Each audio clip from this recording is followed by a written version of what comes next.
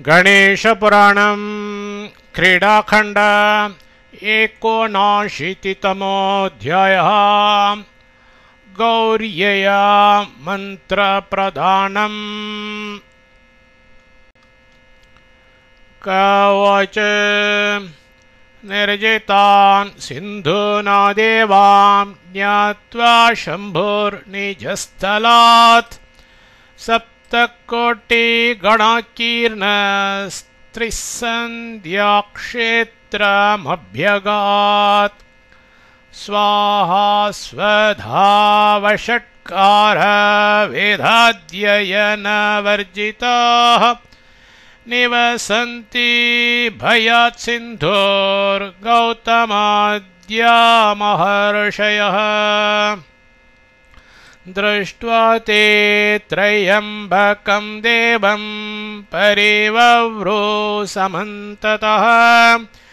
यत तीर्थं विप्रवरा बालका जननीं यथा प्रणम्य तं प्रपूज्यैव प्रोचुर्धन्यतमवयम्। अनुष्ठानं दृशिर्जन्म धन्यं ज्ञानं यतो हरः। अगोचरो दृष्टिगतो दण्डकारण्यमागतः। दुरेतं विलयं यातं पुण्यं च फलितं महत्। इदानीं न च दुःखनो दृष्टे देवे भविष्यति। यथोदिते दिवानाथे न ध्वान्तं दृश्यते क्वचित्। तथा ब्रवीन्महादेवः सर्वांस्तान् मुनिपुङ्गवान्। शिवोवाच सिन्धुनाक्रामि त्रैलोक्यं कृतां देवविनिग्रहः। मुनीनामपि केषांश्चेत्तेन खिन्नं मनो मम। विश्रान्तिं न लभे स्थाने ततोऽहमिह चागतः। भवतां दर्शनेनाहं परितुष्टो मुदान्वितः। इदानीमवकाशं सपरिवारस्य दीयताम्। अति पुण्येन वप्राप्तं दर्शनं पापनाशनं। यत्र स्थित्वा परं ध्यानं करिष्ये जगदीशितुः। कवच इति शूलीवच श्रुत्वा प्रोच्युः सर्वे महर्षयः। सर्वेश्वरस्य ते देवदत्तस्थानस्य क भवेत्। कल्पद्रुमस्य कामः केनासौ परिपूर्यते। क्षीरार्णवतृषा किं वा पल्लवेन गमिष्यति। तवैव रूपं पृथिवी तव वश्यात्र सर्वदा। त्वमीश सर्वलोकस्य यथेच्छसि तथा कुरु। दर्शयामसुरपते सुन्दरं तव चाश्रमम्। नानावृक्षलताकीर्णं रम्यवापि सरोजलम्। यादोभिपक्षिभिर्युक्तं घनच्छायं सुविस्तृतम्। स्वादुकन्दफलोपेतं मृदुघाससमन्वितम्। यदि चात्र वसत्रक्ष्य परिपालय नोखिलान्। कवच तत्र वसन्मादेवो गङ्गौरी गणैर्युतः कैलासादधिकम्मिने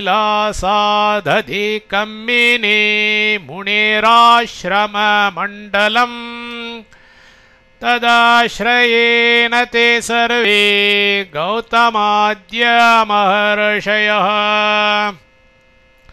चेरुस्तपांसि विविधान् यासंस्ते विगतज्वराः शिवोऽपि तप आरेभे गङ्गा गौरी सहायवान् ततो गणाश्च सामग्रीं तस्य चक्रुर्महात्मनः कस्मिंश्चित् समये गौरी पृच्छति स्म सदाशिवम् त्वमेव कर्ता हर्ता त्वं पाता विश्वस्य शङ्कर अष्टमूर्तिरमूर्तिस्त्वं सर्वशः सर्वभावतः सर्वश्रेष्ठतमस्त्वं च सर्वेषां सर्वकामदः अष्टानां कर्मणां देव फलदाता किलार्थवेत् त्वत्श्रेष्ठतमः कोऽस्ति यं त्वं ध्यायसि तं वद देवाश्च मुनयो नागाः यक्षमानुषराक्षसाः यत्सत्तयाखिलं विश्वं त्वत्श्रेष्ठतमस्तु कः त्रयस्त्रिंशत्कोटिदेवैः पूज्यसे सिद्धसाधकैः कवच इति तद्वचनं श्रुत्वा शिवो वचनमब्रवीत् शिवोवाच सम्यक् पृष्टं त्वया देवी तुष्टो वाक्येन तेन घे शृणुष्व वहिता देवी विस्तरेण ब्रवीमि ते अद्यापि न कथं ज्ञातो यं ध्यायामि सुरेश्वरी तत्स्वरूपं निरूपिष्ये तव प्रीति चिकीर्षया लोकानामुपकाराय संसारोत्तारणाय च यो देव सर्वभूतेषु गूढश्चरति विश्वकृत्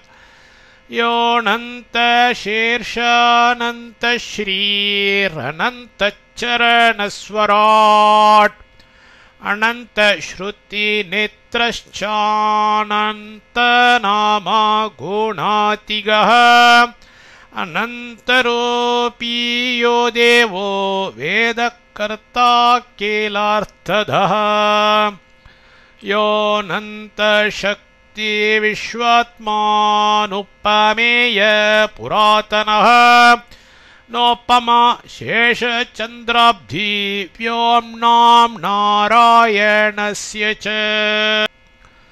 भारतस्य च वेदस्य व्यासस्य च मुनिरपि यतो जीवा अनन्ताश्च जायन्तेऽम्बुमुचो यथा जलधारा यथाग्नेर्वा विस्फुलिङ्गा भवन्ति ब्रह्मा विष्णु शिवादीनां गुणत्रयप्रधः प्रभुः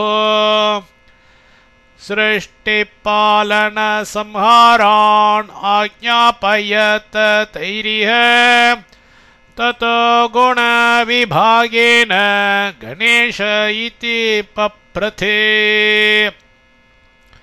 तमिमं परमात्मानं परात्परतरं विभुम् गुणेशमणीशं ध्याये परब्रह्मस्वरूपिणम्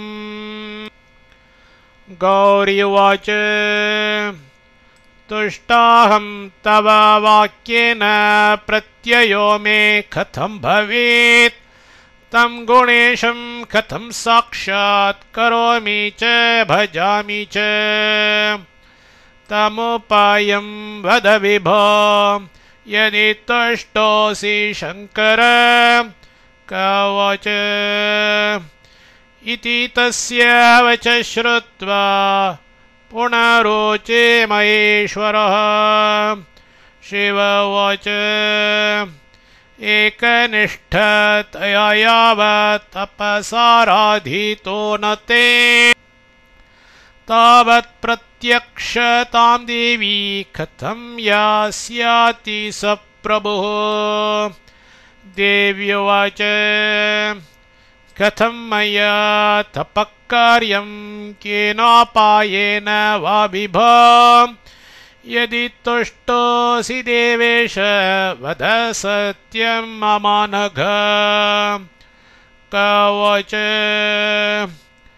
एवं तदाधरं बुद्ध्वा प्रोवाच गिरिजांहरः येन तस्य भवेत् प्रीतो गुणेशो गुणवल्लभः एकाक्षरमणुं तस्यै ददौ सम्यग्हरस्तदा द्वादशाध्वं कुरुत्तपस्ततस्तुष्टो भवेद् विभुः साक्षात्कारं गुणेशस्ते प्रदास्यति न संशयः तदैव सा नमस्कृत्य गिरीशं हृष्टमानसा जगाम तपसे गौरी मन्त्रध्यानपरायणा जीर्णपुरादुत्तरे तु लेखनादिमनोहरम् जीर्णपुरादुत्तरे तु लेखनादिमनोहरम् इति श्रीगणेशपुराणे क्रीडाखण्डे गौरीमन्त्रप्रदानं नाम 970तमोऽध्यायः।